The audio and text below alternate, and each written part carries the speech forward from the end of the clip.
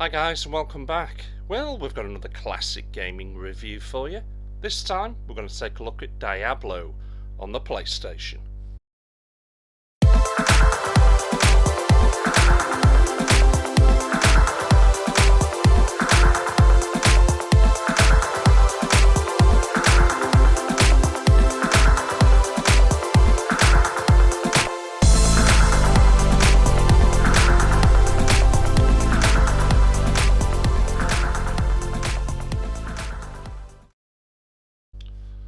Right, Diablo.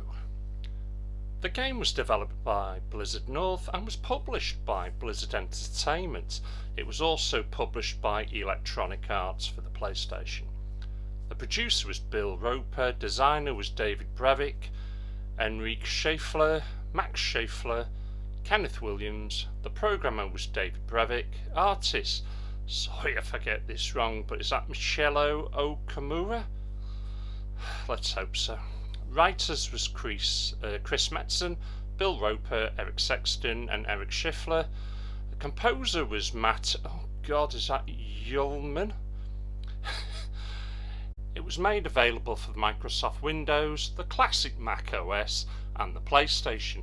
The original release date was 1996, but it wouldn't make the PlayStation until 1998, and this is classed as an action role-playing hack and slash game. Well, in this game you're set in a fictional kingdom and you take control of the lone hero battling to rid the world of Diablo, the Lord of Terror. Now, beneath the town of Tirstrom, and I'm sorry if I've got that wrong, the player journeys through 16 randomly generated dungeon levels. Ultimately, you're going to enter hell itself in order to face and destroy Diablo. The game has actually got quite a lengthy story and background behind it, and it is worth maybe checking this out on Google for yourselves, but to sum it up, good versus evil, they've been fighting for eons. I suppose evil loses and is banished or is trapped. It manages to escape, and it's up to you to now banish it again. That's probably about as quick as I can make it, but we'll give it 8 out of 10.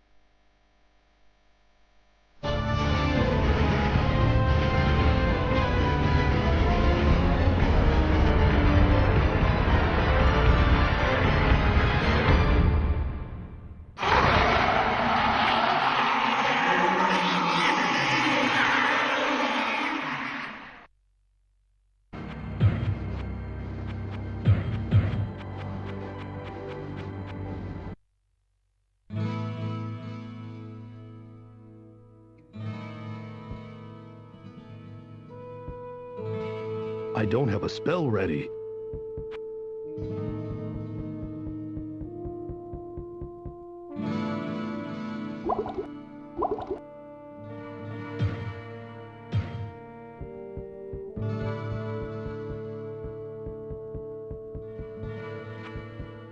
I don't have a spell ready. tender fellow drinking peace?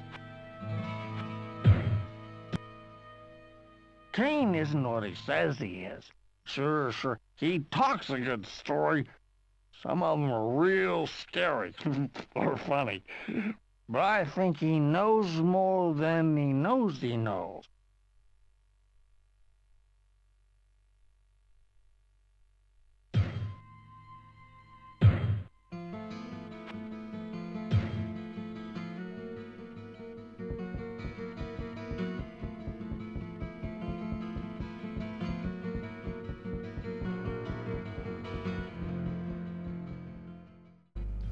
Audio. Well, let's start with the voice acting. It's very crisp, it's very clear. I actually do like it. It seems to be scripted very well, and it allows you to, well, I suppose dig a little bit deeper into the background and the story of the game, and I really do like that in this. As for the in-game music, it certainly isn't memorable, but it is very in keeping and very fitting for this game. In fact, whilst listening to it, I'm also thinking of games like The Bard's Tale, which is certainly something I remember playing on the old Commodore 64, and I thoroughly enjoyed playing that one. As for the other special effects, whether you're walking around, fighting, the demons attacking you, skeletons, swords, shields, fires, so on and so forth, it all sounds pretty decent.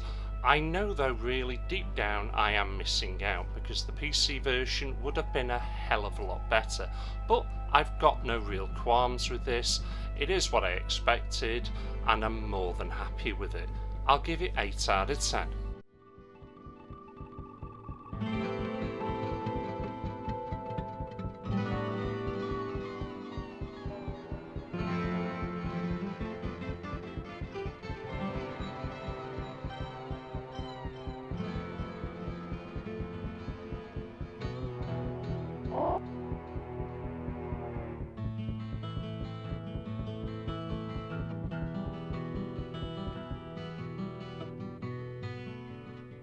Please, listen to me. The Archbishop Lazarus. He led us down here to find the lost prince. The bastard led us into a trap. Now everyone is dead, killed by a demon he called the Butcher. Avenge us! Find this Butcher and slay him, so that our souls may finally rest.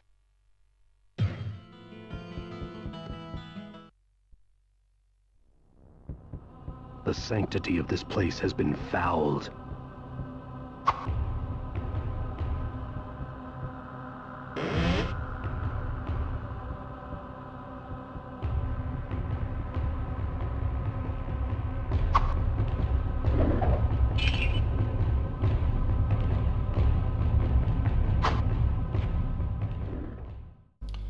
Controls.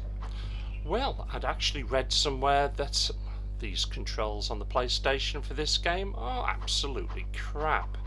The feeling I got from reading that statement was, all you use is a keyboard and a mouse, and anybody else using it any differently is a blast fever. They are sluggish. You do have to use a D-pad, but it is certainly not difficult. They are not crap controls. They do feel I would have a little slow at times, but I'd actually put that down to the game. You can speed up this process though in the settings, and this does help quite a lot, but it's a simple enough game.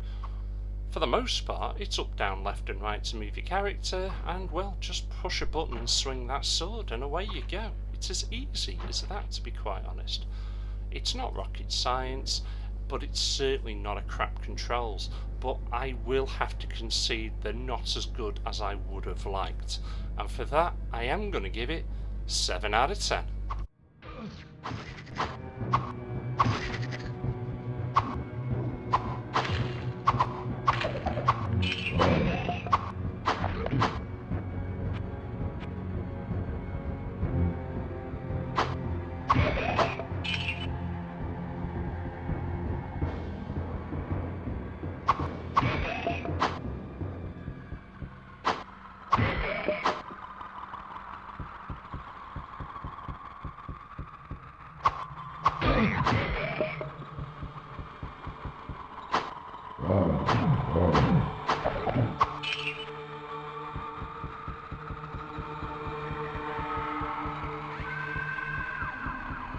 I don't have a spell ready.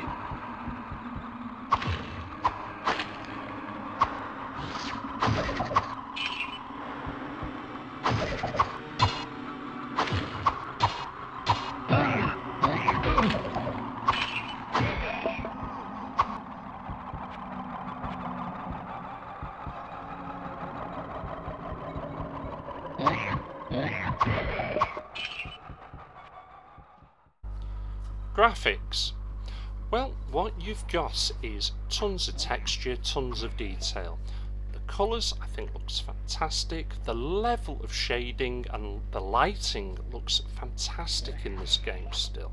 There is a little bit of slowdown, but not a lot. But the second you start playing this game on a big ass HD TV, it all looks like a pile of old shite.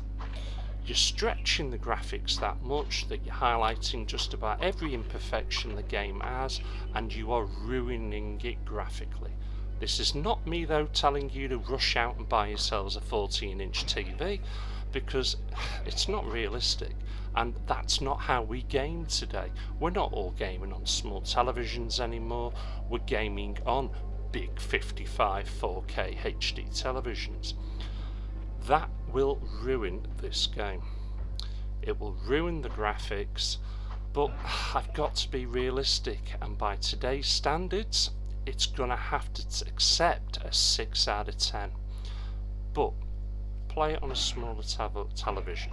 You'll be pleasantly surprised on just how good this game still looks. It's not as breathtakingly beautiful as Diablo 3, but it is still a great graphically game to play. So I'm going to notch it up a little bit more. I am actually going to give it 7 out of 10.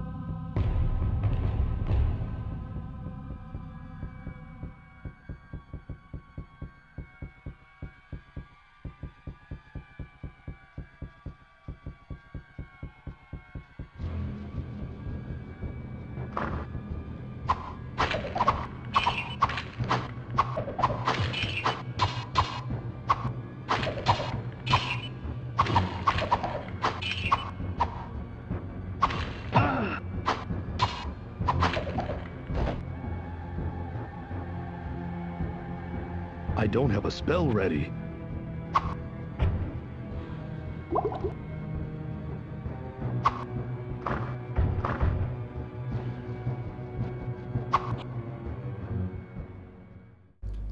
Gameplay. Well, each dungeon consists of 4 levels with new and more difficult enemies that are located the further you go down. In the original game there are a total of 16 levels divided between 4 differently themed dungeons: the cathedral, the catacombs, the caves and hell. So you've got more than enough to keep yourselves busy there. Right at the very beginning you can choose your character's class and you will level them up from gaining experience. You'll learn spells, you'll manage various items, and in some regards this is just like a classic RPG.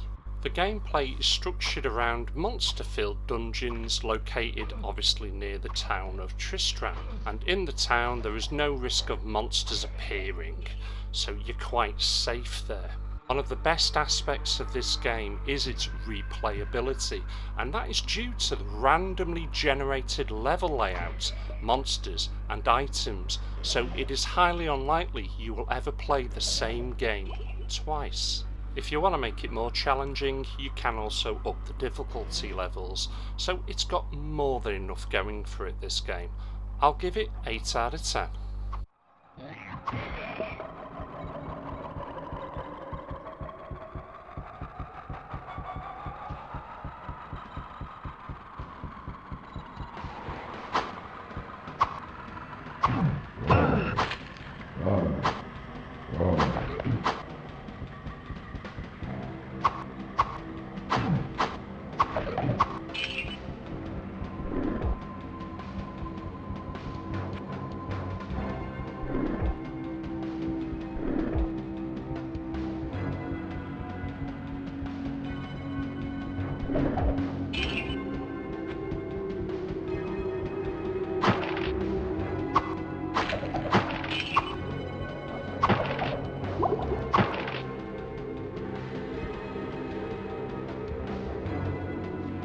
I don't have a spell ready.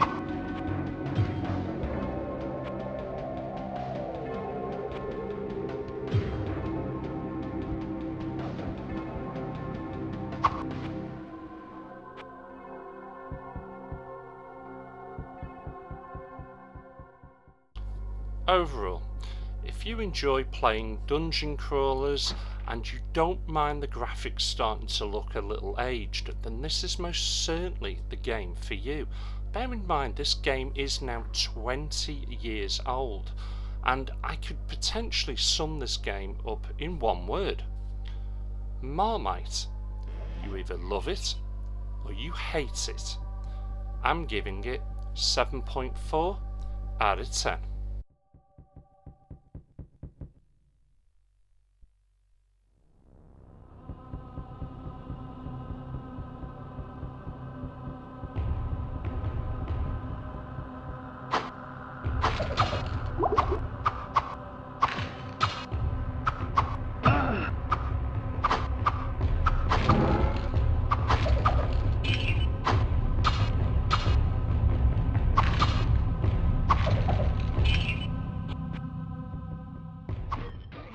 Right, well that's Diablo on the PlayStation.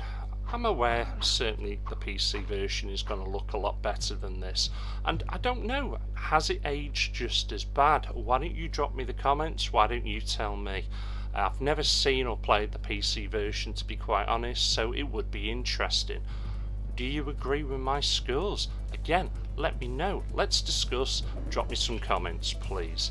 I hope you've enjoyed this. I've certainly enjoyed bringing this one to you, and I'm hoping to add this one to my completed pile. Please consider giving me a thumbs up, it really helps. Thanks for watching, thank you for subscribing, and I'll catch you all again. Take care.